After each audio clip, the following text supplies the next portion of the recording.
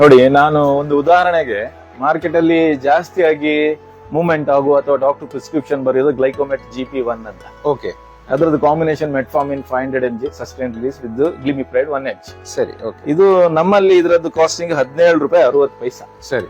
Virus ಇದು market ಇದು rate ಇರೋದು 122 ರೂಪಾಯಿ. ಓಹೋ. ಹಾಗೆ ಇನ್ನೊಂದು ಉಡುಪಿ ಅಂತ ಅಥವಾ ಯಾವುದೇ ಒಂದು ಫಿಸಿಷಿಯನ್ ಜಾಸ್ತಿಯಾಗಿ BP ಗೆ ಬರೆಯುವಂತ ಗುಳಿಗೆ ಹೆಲ್ಮಿ ಸರ್ಟನ್ 40 mg.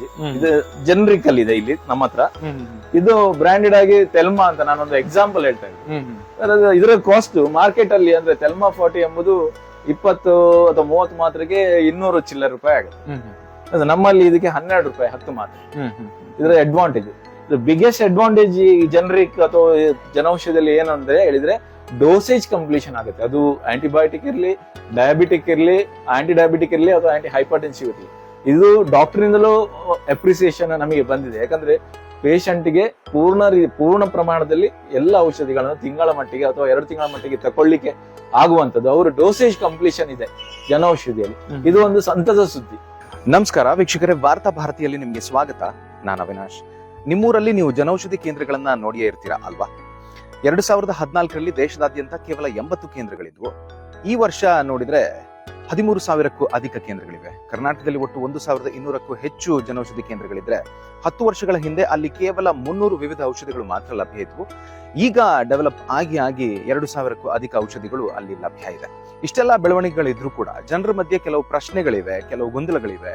ಈ ಜನರಿಕ್ ಔಷಧಿ ಅಂದ್ರೆ ಏನು ಅನ್ನೋದು ನಮ್ಗಿನ್ನೂ ಸರಿಯಾಗಿ ಅರ್ಥ ಆಗಿಲ್ಲ. ಸಾಮಾನ್ಯ ಮೆಡಿಕಲ್ ಶಾಪ್ ನಲ್ಲಿ ಸಿಗುವಂತ ಔಷಧಿಗೂ ಜನೌಷಧಿ ಕೇಂದ್ರದಲ್ಲಿ ಸಿಗುವಂತ ಔಷಧಿಗೂ ಏನ್ ವ್ಯತ್ಯಾಸ?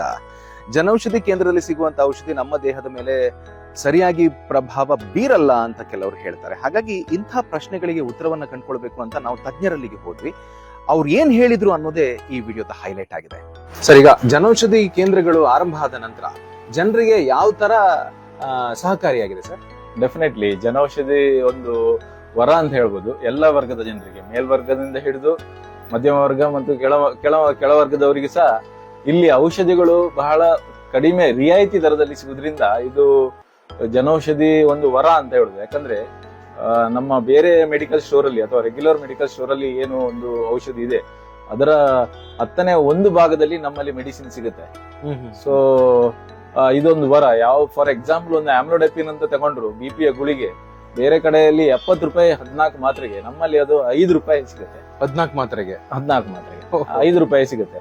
ಒಂದು ಆಂಟಿಬಯೋಟಿಕ್ ಶೆಡ್ಯೂಲ್ H1 ಗೆ ರೆಗ್ಯುಲರ್ಲಿ ಪ್ರಿಸ್ಕ್ರೈಬ್ಡ್ ಒಂದು ಶೆಡ್ಯೂಲ್ H1 ಸೆಫಿಕ್ಸಿಮ್ ಅಂತ ಪ್ರಿಸ್ಕ್ರಿಪ್ಷನ್ ಎಲ್ಲಾದರೂ ಡಾಕ್ಟರ್ ಬಂದ್ರೆ ಹೊರಗಡೆ ಅದಕ್ಕೆ 200 ರೂಪಾಯಿ ತನಕ ಇದೆ. ವೇರಸ್ ನಮ್ಮಲ್ಲಿ ಅದಕ್ಕೆ 53 ರೂಪಾಯಿ ಇದೆ. ಸೊ ಗುಣಮಟ್ಟ ಆಗ್ಲಿ ಅಥವಾ ಅವೈಲಬಿಲಿಟಿ ಆಗ್ಲಿ ಅಥವಾ ರಿಯಾಯಿತಿ ದರದಲ್ಲಿ ಆಗ್ಲಿ ಜನರಿಗೆ ಇದರಿಂದ ಬಹಳ ಉಪಕಾರ ಆಗಿದೆ. ಓಕೆ ಸರ್, ಈಗ ಸಾಮಾನ್ಯ ಮೆಡಿಕಲ್ ಶಾಪ್ ಅಲ್ಲೂ ಜನೌಷಧಿಯಲ್ಲಿ ಸಿಗುವಂತ ಮೆಡಿಕಲ್ ಶಾಪ್ ಅಲ್ಲೂ ಇರುವಂತಹ ಔಷಧಿಗಳಿಗೆ ಏನಾದ್ರೂ ವ್ಯತ್ಯಾಸ ಉಂಟಾ? ಅದನ್ನ ಕ್ಲಾರಿಫಿಕೇಶನ್ ಕೊಡ್ಬೇಕು. ಇದರಲ್ಲಿ ನಿಜವಾಗ್ಲೂ ಹೇಳ್ಬೇಕಾದ್ರೆ ಏನು ವ್ಯತ್ಯಾಸ ಇಲ್ಲ, ಎರಡು ಒಂದೇ.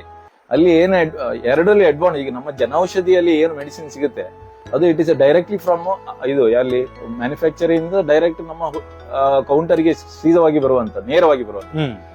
ಮೆಡಿಕಲ್ ಸ್ಟೋರ್ ಅಲ್ಲಿ ಇರುವಂತದ್ದು ಅದು ಅವ್ರ ಕಂಪನಿಯವರು ಅವ್ರವರಿಗೆ ಬೇಕಾದ ಹಾಗೆ ಮ್ಯಾನುಫ್ಯಾಕ್ಚರ್ ಮಾಡ್ಕೊಂಡು, ಅಂದ್ರೆ ಅದಕ್ಕೆ ಬಣ್ಣ ರೂಪ ಕೊಟ್ಟು ಅದನ್ನ ಮತ್ತೆ ಅದರಲ್ಲಿ ಎಲ್ಲರಿಗೂ ಸ್ವಲ್ಪ ಪಾಲು, ಅಂದ್ರೆ ಡಿಸ್ಟ್ರಿಬ್ಯೂಟರ್ ಇಂದ ಕಂಪನಿಯವರಿಂದ ಹಿಡಿದು ಡಿಸ್ಟ್ರಿಬ್ಯೂಟರ್ ವರೆಗೂ ಅದಕ್ಕೊಂದು ಪಾಲು ಇರುತ್ತೆ ಕೆಮಿಸ್ಟಿಗೂ. ಅದನ್ನೆಲ್ಲ ಸೇರಿಸಿದಾಗ ಅದ್ರದ್ದು ರೇಟ್ ಜಾಸ್ತಿ ಆಗುತ್ತೆ. ವೇರಸ್ ನಮ್ಮಲ್ಲಿ ಡೈರೆಕ್ಟ್ ಎಲ್ಲಿ ಮ್ಯಾನುಫ್ಯಾಕ್ಚರ್ ಆಗುತ್ತೆ ಅದು. ನಮ್ಮ ಕಾರ್ಯಕ್ರಮಗಳನ್ನ ನೀವು ನೋಡ್ತಾ ಇದ್ರೆ ನಮ್ಮ ಚಾನೆಲ್ ಅನ್ನ ಸಬ್ಸ್ಕ್ರೈಬ್ ಮಾಡಿ, ಪಕ್ಕದ ಬೆಲ್ ಐಕಾನ್ ಒತ್ತಿ ನಮ್ಮನ್ನ ಬೆಂಬಲಿಸಿ. ಹಾಗೆ ನಮ್ಮ ಕಾರ್ಯಕ್ರಮಗಳನ್ನ ಲೈಕ್ ಮಾಡಿ, ಕಮೆಂಟ್ ಮಾಡಿ, ಅದನ್ನ ಬೇರೆಯವರಿಗೂ ವಾಟ್ಸ್ಆಪ್ ಮೂಲಕ ಶೇರ್ ಮಾಡಿ. ನೀವು ಹೀಗೆ ಮಾಡಿದಾಗ ನಮ್ಮ ಚಾನೆಲ್ ಇನ್ನಷ್ಟು ಮತ್ತಷ್ಟು ಜನರಿಗೆ ತಲುಪಲು ನೀವು ನಮ್ಮೊಂದಿಗೆ ಸಹಕರಿಸಿದ ಹಾಗಾಗುತ್ತೆ. ಇದು ನೀವು ಯಾವುದೇ ಖರ್ಚಿಲ್ಲದೆ ಕೆಲವೇ ಸೆಕೆಂಡುಗಳಲ್ಲಿ ನೀಡಬಹುದಾದ ಸಹಕಾರ. ಧನ್ಯವಾದಗಳು.